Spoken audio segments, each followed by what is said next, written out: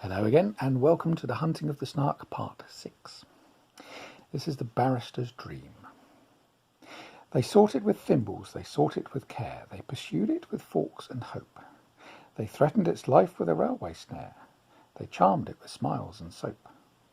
But the barrister, weary of proving in vain that the beaver's lace-making was wrong, fell asleep, and in dreams he saw the creature quite plain that his fancy had dwelt on so long.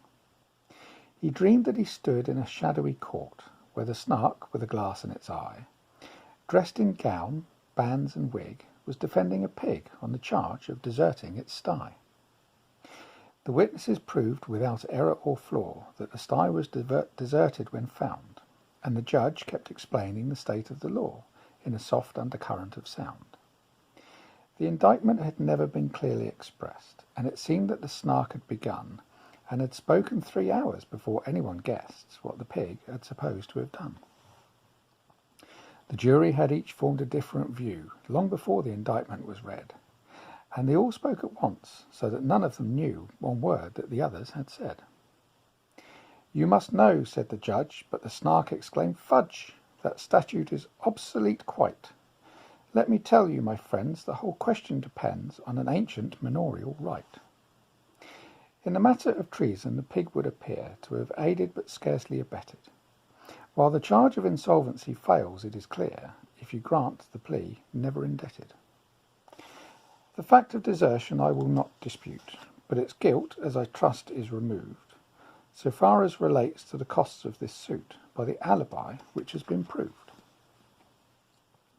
My poor client's fate now depends on your votes." Here the speaker sat down in his place and directed the judge to refer to his notes and briefly to sum up the case.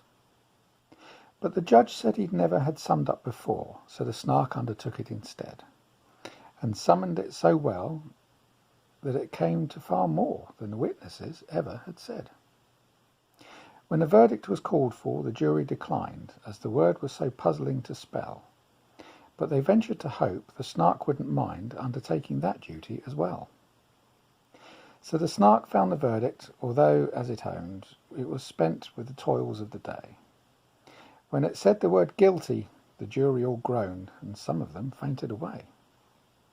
Then the Snark pronounced sentence, the judge being quite too nervous to utter a word. When it rose to its feet, there was silence like night, and the fall of a pin might be heard. Transportation for life was the sentence it gave, and then to be fined £40. The jury all cheered, though the judge said he feared that the phrase was not legally sound. But their wild exultations was suddenly checked, when the jailer informed them with tears such a sentence would not have the slightest effect, as the pig had been dead for some years. The judge left the court looking deeply disgusted, but the Snark, though a little aghast, as the lawyer to whom the defence was entrusted, went bellowing on to the last.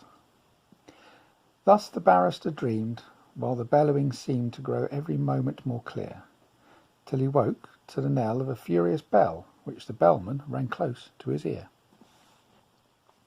And the last part will be tomorrow. Goodbye.